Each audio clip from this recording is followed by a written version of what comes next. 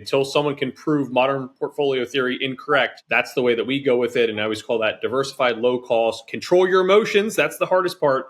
To me, that's the greatest thing that we can provide, because then people can actually go live their lives. They can go do something with their brain energy, with their time, and with their money. Welcome to the Physician Sense Podcast, a podcast designed specifically for physicians, offering a breakdown of complex financial topics to help you develop your financial IQ, further your financial journey, and improve your well-being. Whether you're a medical student, resident, fellow, or attending physician, you're sure to learn something new that will benefit your journey. And now, your hosts, Chad Chubb and Tyler Olson. Welcome to another episode of the Physician Sense Podcast. I am your co-host, Chad Chubb, with the one, the only, the fabulous, just you and I again. It feels good to be back. It is good to just have a one-on-one conversation. Nice to see you, Chad.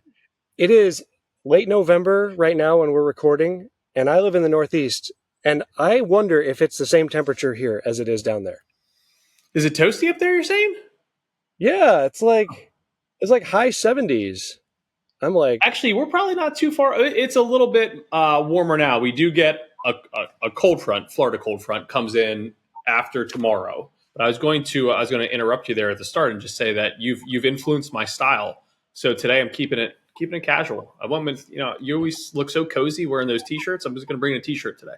You look good. You look good. Thank you. It's simple, although, I mean, the floral, I think, reminds everyone on YouTube where you live, because it is sunny down there and full of life. Maybe this is me missing my Northeast ties now, because now that it is fall, I would say I miss the crisp air. Although, again, we'll get a little bit crispy in the air coming up here in a few days, but I do miss the Northeast. I do. So a chilly 65 degrees.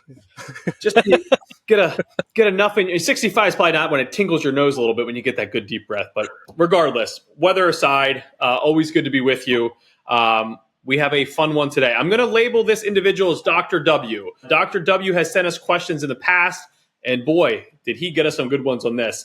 Whenever you send us a question, it comes right into our inbox. So Tyler and I got this at the same time, and we both responded to each other immediately saying, holy smokes, this is a good one. It's going to be good enough for 2 episodes. That's how good this one is. Our goal here, Tyler, is this. I'm going to read the first half of the question. We're going to cover 1 and 2 today. Next episode, we're going to cover 3 and 4. I'll give an intro back to the question when we get to our next episode as well. So let me read this from Dr. W. So I think this actually, pre-show, Tyler and I said that we think that this is a very common theme for a lot of physicians out there. So here we go. The more I get interested in the physician, high-income earner space, the more questions and concerns I have about when complexity is enough and when to seek out professional financial advice. As someone still in residency for a few more years, I am very much in the all equities while I'm young situation. But I do eventually plan to expand out into a more traditional 3-4 fund portfolio once I start to make more money, balance out my allocations as per my financial plan. I mean, for starters, it's a good intro, right? I mean, that encompasses, that's probably 95% of the people that apply for what we call our icebreaker call for Wealth Keel, but that's probably your intro call. Takeaways, thoughts, just on the first part there, Tyler. Well, this is a good indication of someone who's doing their best to advocate for themselves, to learn, and to get some good habits under their belt. I like it a lot. I mean, I say this often, investing is not nearly the most important thing that trainees should be focusing on. If you can do it, that's great. And clearly he's created the headspace to be able to dig into the top level investing. So no matter what a person does after this set of steps that he's taken, they've put themselves in a really good starting position. I just love the question too, in terms of where Dr. W stands today, right? I'm getting this organized, still in training. I'm asking the right questions on when and if I need to ever hire an advisor. As we're going to start to get into these questions here, I'm also a big fan of a simple portfolio. I always say until someone can prove modern portfolio theory was incorrect or is incorrect, that's the way that we go with it. And I always call that diversified, low cost, control your emotions. That's the hardest part. But that 3 to fund portfolio is a really good one. There's been numerous guests on White Coat Investors podcast, Dr. Dolly's podcast as well. We label them as the Bogleheads, right? The Bogleheads are big fans of these more simple portfolios, and I really do think they can go a really long way. So first question in here, if I continue to hold out with that plan, what additional value/benefit, either tangible or intangible, should I hope to receive from a financial advisor/financial planner? Simple question, loaded answer. Let's get into it. The first thing I thought of when I read that question was, it depends. Naturally. Our number one answer. The first issue that crops up in my mind is that our industry has a real problem with consistent value. This is a great question because it is possible that you could hire an advisor and they will add no value above and beyond what this person is doing. And that really stinks because it's embarrassing from like an industry perspective, because it's like, come on, we can do better than this. Like, all within a nice looking office and suit and tie and colorful reports and fancy words and mahogany furniture. It's like, inside, what is the value? Asset allocation. And, as far as value is concerned, this person's already doing that substantially. As time goes on, I've got to look up the reference. If I can, I'll have to look back and maybe we can put it in the notes. There was a fund portfolio manager who I follow on social media, and last year he put out a report that was calling back all the data that he could find in terms of evaluating the distinctions of different asset allocation models and what a minuscule difference that they make. That it's like, he almost was admitting, he's like, we all could have just stayed home in a way. Like, just the asset allocation portion of things. Obviously, there's a lot of value that we can talk about next, but if the advisor is just managing an investment portfolio, honestly, I say, well, if that's all they're doing, then there isn't any additional value. You got to find an advisor that's actually able to touch on the decision points and the risk factors that can move the needle. That's where you get to the value. So, yeah, what did you think? Yeah, I mean, you nailed it. At the start there, it's my biggest pet peeve about our industry. It doesn't matter what fee structure you find your advisor. If they're flat fee, if they're AUM, heck, we'll even throw commission in there, right? Let's just use a scenario, right? You could have $1 million portfolio and advisor A charges a 1% fee. You could have advisor B charges a 1% fee. You're paying either one of them $10,000.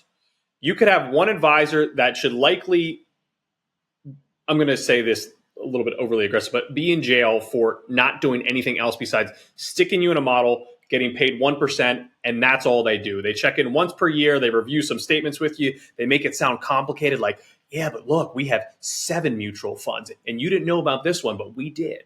Compared to the advisor B, right? Same $10,000. They're underpaid. They're crushing it. They're doing tax planning, investments. They don't even talk about investments. Investments are so simple. They don't waste your time with it. They're in the estate planning. They're in cash flow. They're helping you with the kids' 529 plan. Oh, you want to buy a new home? Well, let's talk through it. There is such a dramatic difference in what you get from one advisor to the next.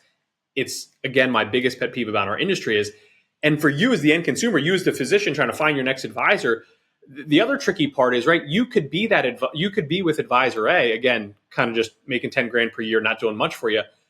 But if you don't know anything is different, like you think that's par for the course, right? They invested my money. I should be paying them around 10 grand, right?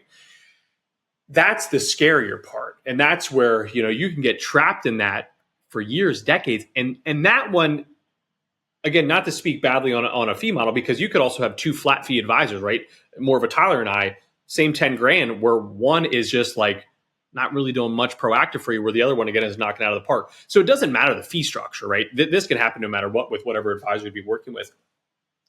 But I think for so many new individuals, either looking for their first advisor or looking to transition from an advisor, that's the worst part. You don't know what is normal. What am I supposed to be getting?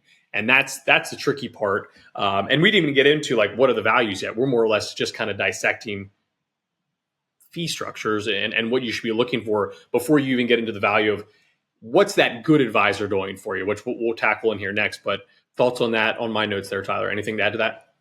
I can appreciate that there is that the services that an advisor offers will vary from another advisor, and that tier of conversation is different from the, well, how are they paid tier. But I want to give you an example of how they are so intertwined.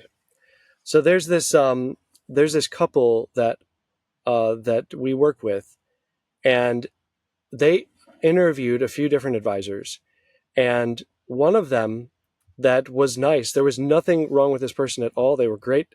They were kind. They only focused in on investment management, but they also said, well, we'll do financial planning too. We'll help you with like cash flow, and we'll help you with tax planning and other stuff. And so they were very accommodating, but their asset management model is how they got paid. And this couple, they knew they were going through the numbers, and they realized that for a long time, this advisor was not going to get paid very much. And so they had two conflicts there. One, they felt bad that the advisor would not be getting paid very much. They even brought it up to him, and they said, we're not going to be investing. Most of our money is going to be going into our 403B, our 401A, our deferred compensation plan, these other things at work. Like, got our Roth IRAs and taxable investment account with you? Sure, that's great. But like, that's going to be a long time where you're not making very much, and we feel bad. And he's like, well, I'm earning your loyalty over the years. Like, he was being upfront with them. Like, he knew how it was gonna work. And so they felt guilty in that regard. They didn't want to put that on him, where they were going to be asking him to do all these things and not being paid very well for it. But that's connected to the second conflict, and that is that they realized that he was not going to be properly incentivized to focus on them enough. It is very possible that not paying your advisor enough is going to hurt you. Because like our attention, like anybody, no matter what our field is, our attention span can only go so far. And that's like, and if an investment management firm and advisors, they've got like 200 clients. Like there's no way that you can dive deep enough on every single person who needs it. If that's what they need, like, and most humans need that at some point. Yeah. And so it is connected, because if they're willing to, like, if they want to be able to buy the loyalty over time, like that's genuine, and there's nothing wrong with it. But they were scared. They're like, we feel like we're going to get put into like, we're going to like be like, oh yeah, we're going to work with this advisor and we're going to be going places, but really we're just going to be like pulling into a cul-de-sac and just spinning around and not really doing anything. And so they came to work with us. They're paying us like per year. They're paying us like 3 times more than what they were going to pay him through their investment accounts. But it's because like they recognized that the financial incentive is not just like a bad thing. It is a good thing if everybody's on the same page and they know what we're doing and why we're doing it and what you need and how we're going to get it to you. All that is really connected. So like anybody who is looking for an advisor, you need to have a conversation with the person that is as honest as the one that I just described to you. Like, you got to level with them.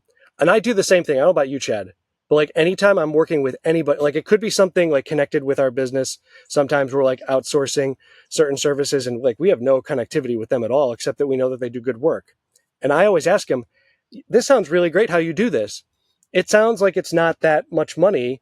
So how are you getting paid? And why do you want to do this? Like, what is the motivation? And you should, like, every one of us should be doing that when we're going to hire a professional. Yeah. I always say that when you're interviewing advisors, and you said this very early in your comment, what that individual did before they hired you is they interviewed numerous advisors. If you would take one thing away from this, interview numerous advisors. That's the most important one, because if their fee structures are similar, if their credentials are similar, right? Like if you hire Tyler or I, Tyler shouldn't have too many more magical tricks up his sleeve. I shouldn't have too many magical tricks up my sleeve. Like our plans, while they may have some different pieces here and there, like the core of the plan should look very similar whenever you're working with a true qualified professional that believes in comprehensive financial planning. So then I bring it back to like my last layer is like, especially virtually. Well, I guess it wouldn't matter virtually, but do you have a good fit with them? Like, can you get on this Zoom, stare at this ugly mug for 3 decades in a row and be happy with that person? Because you do have to have a little bit of I'm a very handsy person. I have high, you always make my joke, right? I'm very high energy. Some people won't jive with that, and that's okay.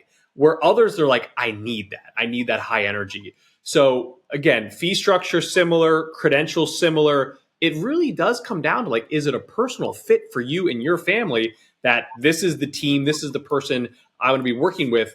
I always say decades, but even if you come to us for a one-time plan or like hourly advice per se, it should still be something that evolves over a very long period of time. So that's why that personal connection goes such a long way. And also why, from our side of it, why podcast and YouTube and, what you're doing on Twitter, Tyler, I think are so important just for individuals. If they were to ever hire us, like they get a good vibe of what they're going to work with from, again, whether it's Twitter or a podcast or YouTube, like the blogs, you're starting to kind of see how they talk about things or we talk about things, but there's other plenty good physician focused specialists out there in terms of the financial planning world. But I think interviewing a few is a really good idea in there. I also like how Dr. W notes tangible versus intangible, because I do think that's one of the hardest parts about our industry. And I think this makes it harder for you as the end consumer. So much of it is intangible. Like even the difference between a financial plan from someone that just spits it out of software compared to someone that maybe always spits it out of software, but then they custom type one just for you.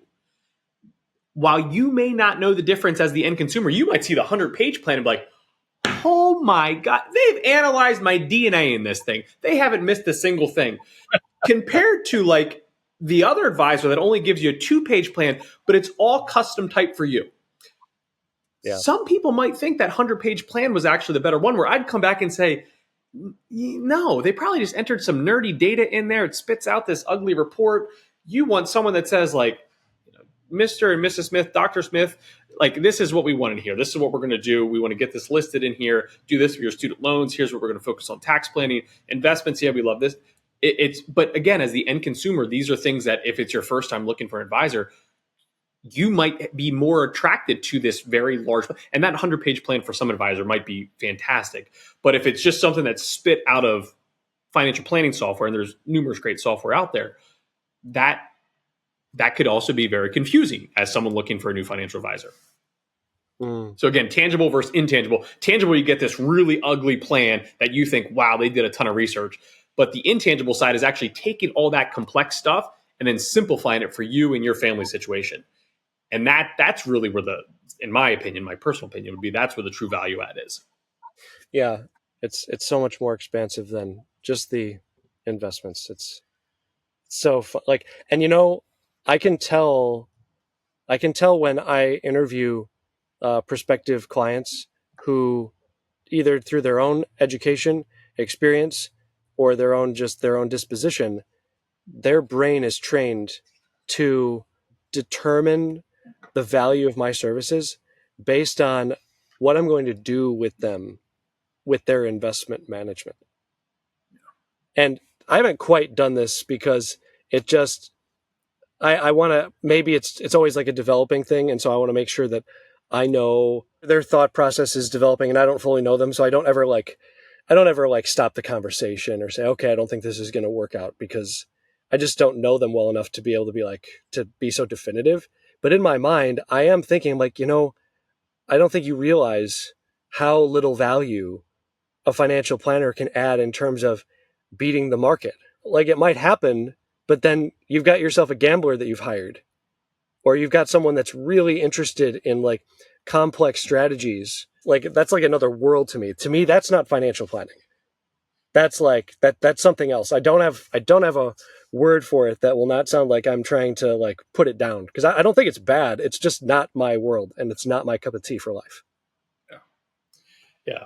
That's where I always come back to like my modern portfolio theory comment, where if you believe in modern portfolio theory, which if this is the first time you're hearing that, think of that as just low cost diversified portfolio, follow your efficient frontier. We can get nerdy with it. We won't. That's what you're looking to do. And that's where I say, again, now for the end consumer, that has been a great advancement in financial planning, because there's been so much cost war in there that now you can get these ETFs, these index ETFs, for essentially nothing. And heck, in Fidelity, you can get truly zero cost ETFs.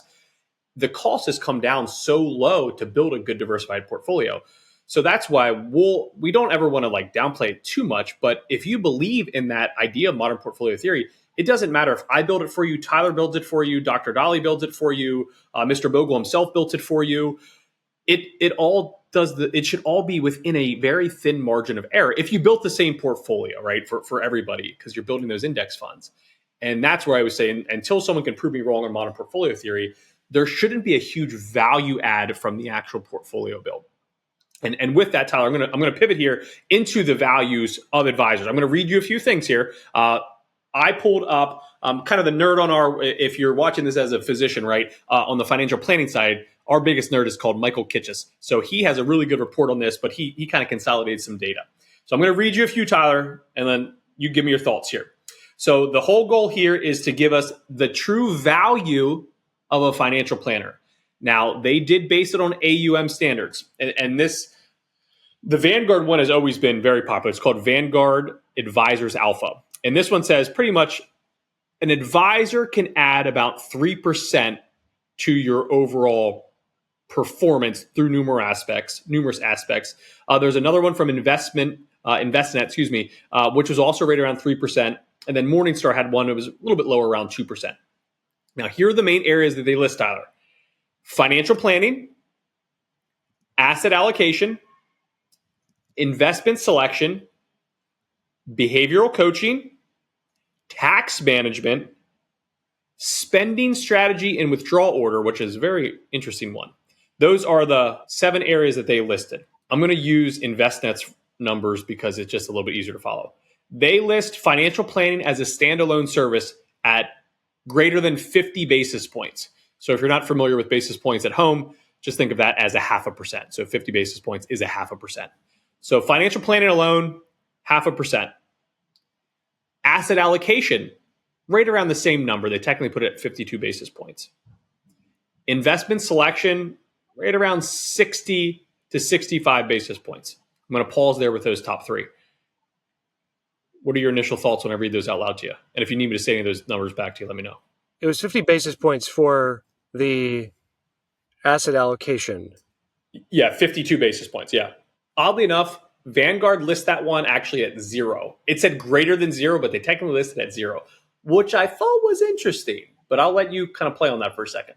The demographic of who's being surveyed.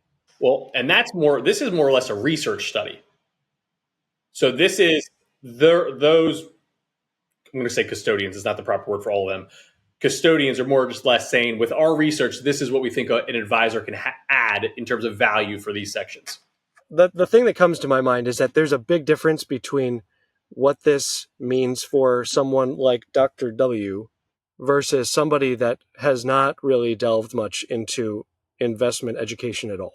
Someone who's not delved into investment education at all, and they decide to try their hand at investing, I wouldn't even know. Like, I can't imagine what sort of funds they would buy if they I don't know, like if they opened up like a Fidelity account and they're just like, okay, I'm going to open up an IRA and buy a fund. They'd probably pick some Fidelity fund because Fidelity would put their funds forward in the marketing. And I mean, some of their funds are not great. So that could speak to some of that. Like, whereas someone like Dr. W, who's like, I've I'm active on the Bogleheads forums, and I'm an avid reader, and I like to stay up on things.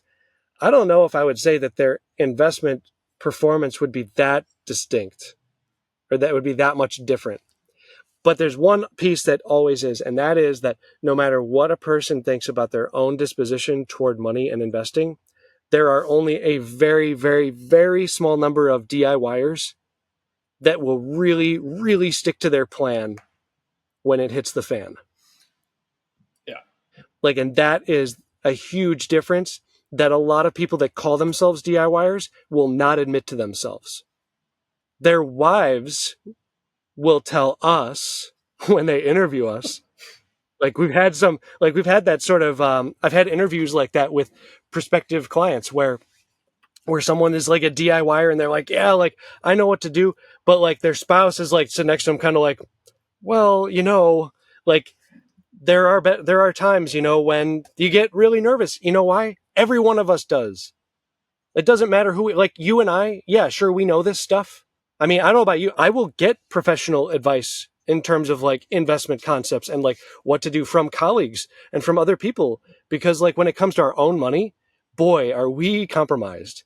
So I think that there is definitely a difference. I just think that there's probably some variation between a person our reader or our listener who wrote in and the average human. Yeah. What were you going to say? Clearly, Dr. W is coming in here with, like you said, more advanced knowledge than most, right?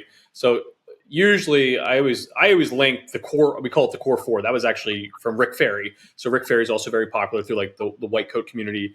Also one of the most popular, if not the most popular Boglehead today. But Rick was always a big fan of that core four. So if you're already saying those things, you've done some investment research, most would probably default to a target date fund.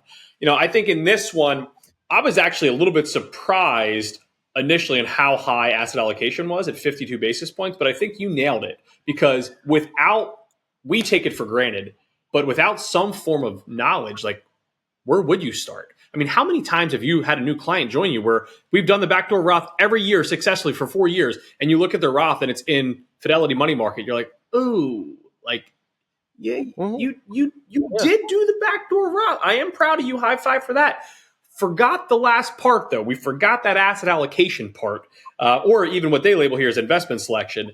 So it's just those little things in there. And even the next one they list on here, Tyler, was behavioral coaching, which the first one, InvestNet, listed as that included. But Vanguard, who is a very, they're a very passive fund family, they listed as high as 200 basis points. So behavioral coaching, or what we say controlling your emotion, could be as high of a value as 2% per year is how these numbers are listed, which is interesting because, again, if you believe in modern portfolio theory, you use low-cost index funds, you're kind of in that Vanguard family, right? You can build that same with anyone, but just using kind of Vanguard's claim to fame. That behavioral coaching, that emotional control, up to maybe 2%. That's where, I know you noted it towards the end of that one. I think that is one of the, and I'm trying to bring it back to Dr. W's main question too, on what can an advisor actually do for me? And that is an important one of just having someone to talk to say hey, yes, it's crazy, but we've seen crazier and we will see crazier. Take a deep breath. This account can't be used for decades, right? And remember, this account that you can use, well, that is not 100% in equities, or, even in his notey, right? I'm young, I can be in all equities. This is why we'll always have the conversation on that taxable account, maybe not being 100% in equities, because if you do need it, and we are in the middle of a bear market, we're kind of trapped. So that behavioral coaching can go a long way, kind of bringing that all together. And the other one in here, I want to get the last one I'm trying to get to, which I'm trying to tee up for. They do list systematic rebalancing around 30 basis points. Vanguard had it at 14. It's funny because I've always said, if you're going to use a robo-advisor, no robo-advisor should ever be more than about 30 basis points. Because on our side of it, that's kind of the value add of systematic rebalancing, right? If someone's just going to keep it organized, if you pull money out, they get you back to where you should be. If you put money in, they get you back to where you should be.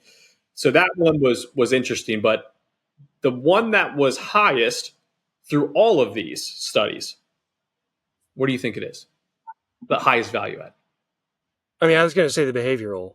Behavioral is the highest in one regard, but the most consistent throughout, tax management. Oh yeah, sure. Well, especially like, man, like the higher the income, boy. Yeah, that makes sense.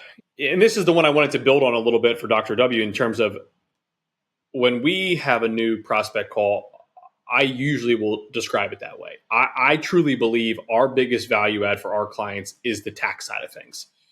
There's two sides of tax planning. There's tax planning like, hey, how do I make my 1040 as efficient as possible? But there's also a lot of tax planning. Now, this is kind of intertwined into that 1040, but how you build your portfolios is another form of tax planning. Again, that is intertwined. It does come into your 1040, but I always kind of look at those as two separate houses. But tax planning is the one way, if you truly want to stand out, if you truly want to show where your value is as an advisor, or again, you are the physician here looking for someone to hire. In today's world, I believe that tax planning is the key to that value unlocking per se. That makes perfect sense to me because like it's like, we used to have this segment of our initial planning process that was called tax planning. But what ends up happening is every topic is tax planning.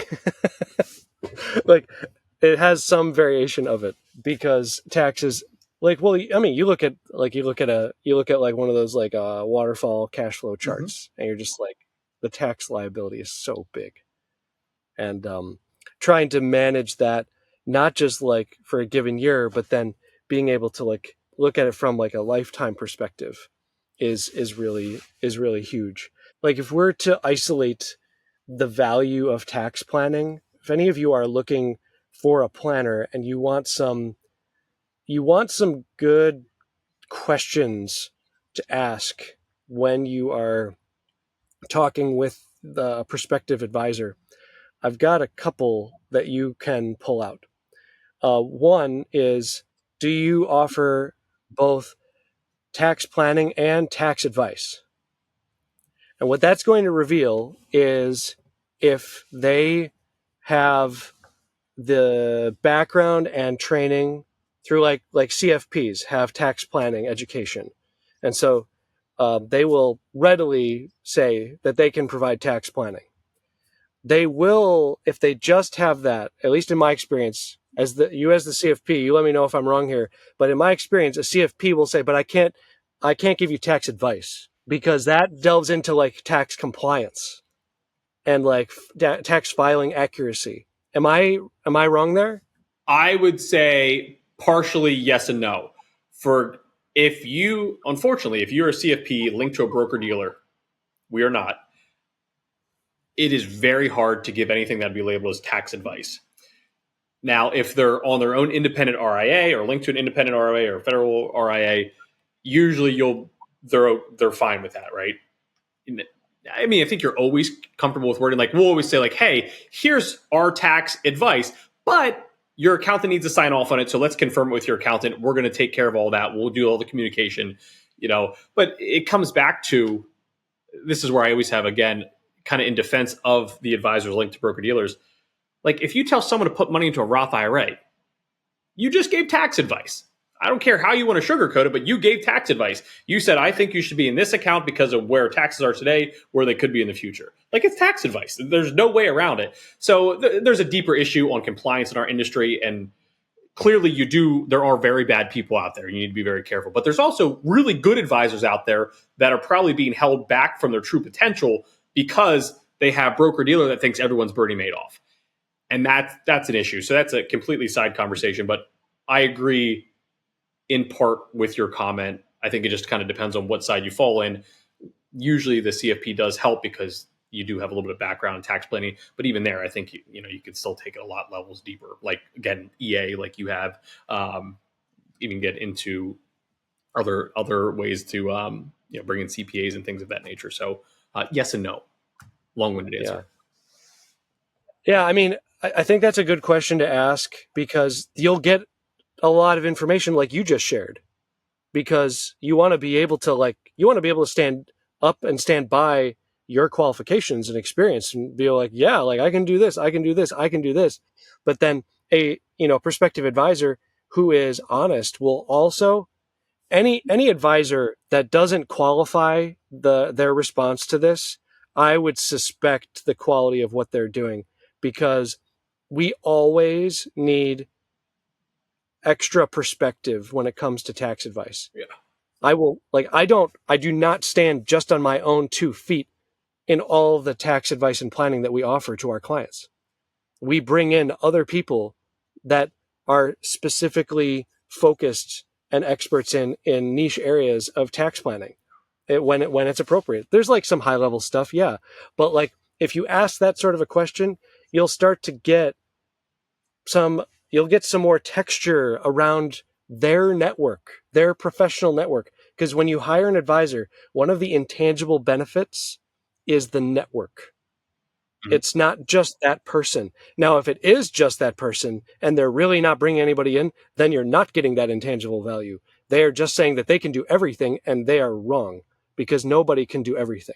And so if you if you're talking with an advisor and you ask that sort of a question, and they start informing you, be like, well, yeah, I've got like this CPA that helps us with this area of things. And we've got this practice that helps us with like trust services.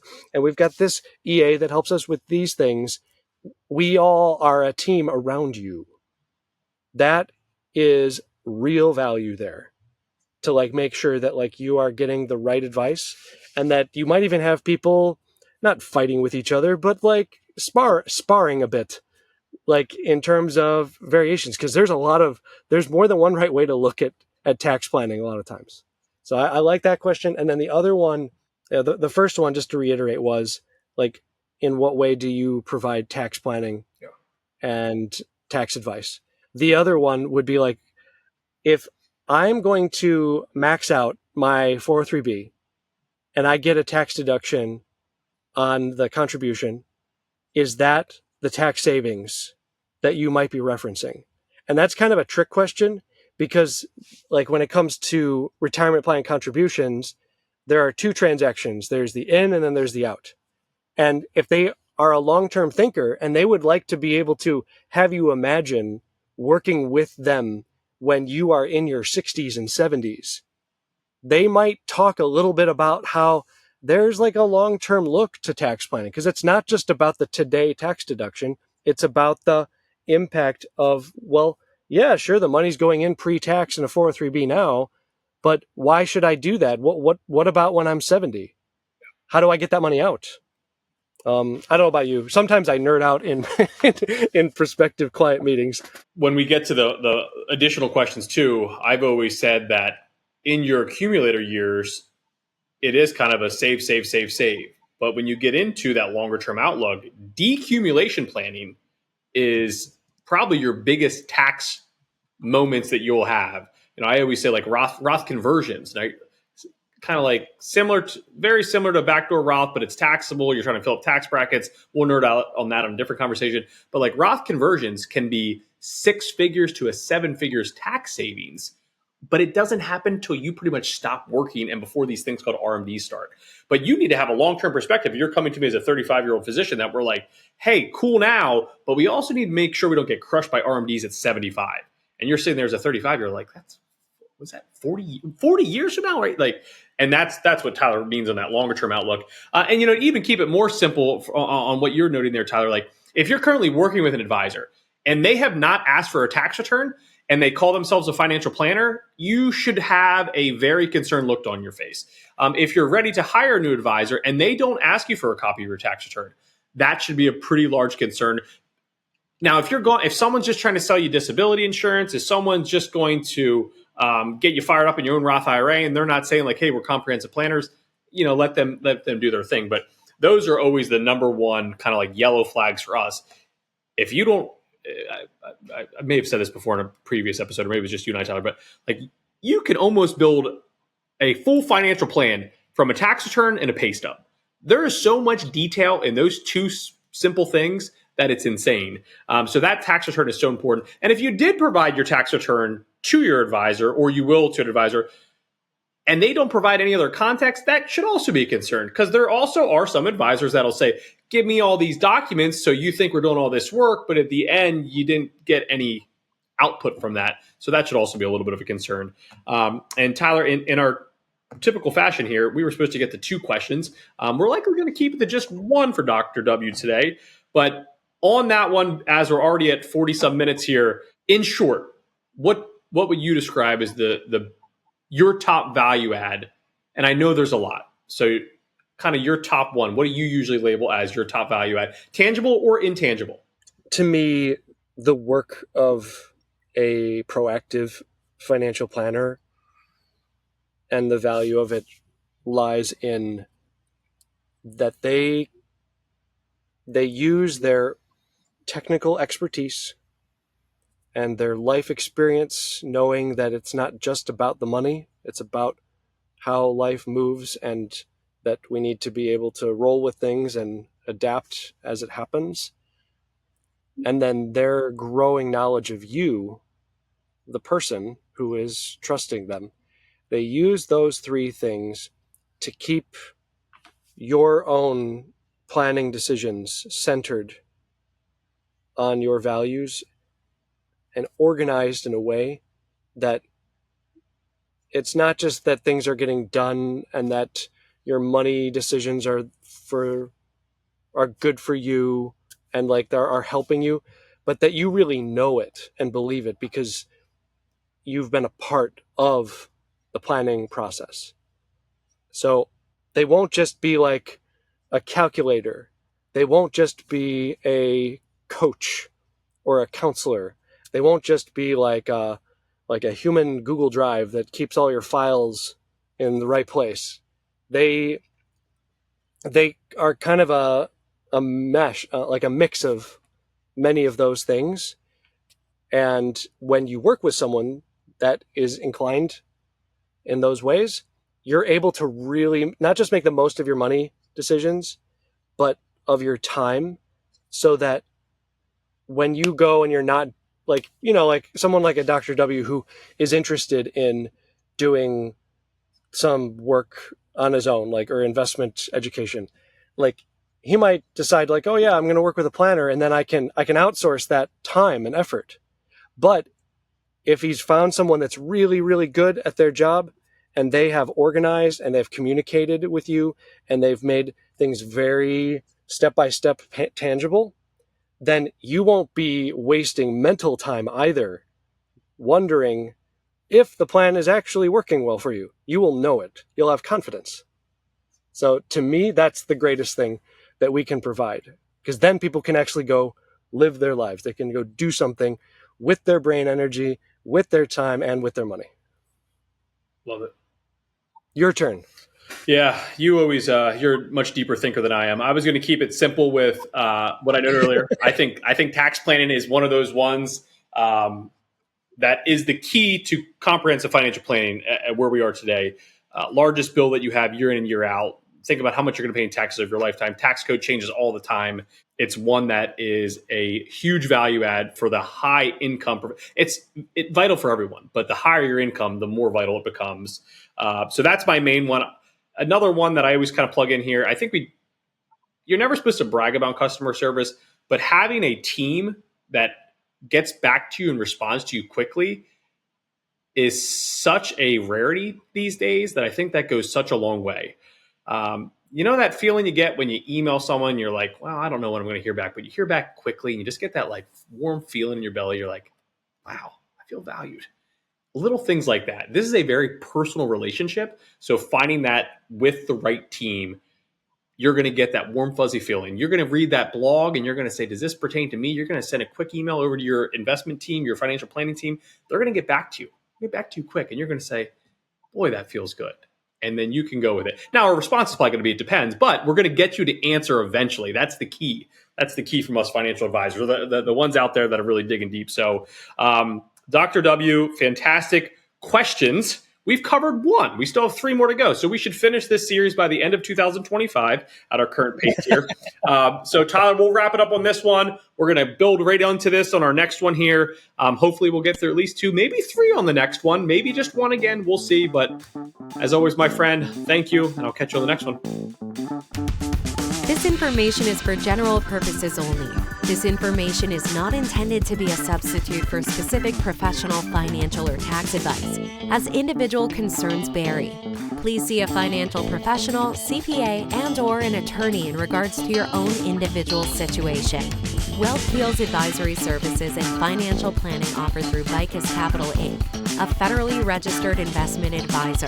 Olson Consulting, LLC, offering advisory services and financial planning, is a state-registered investment advisor.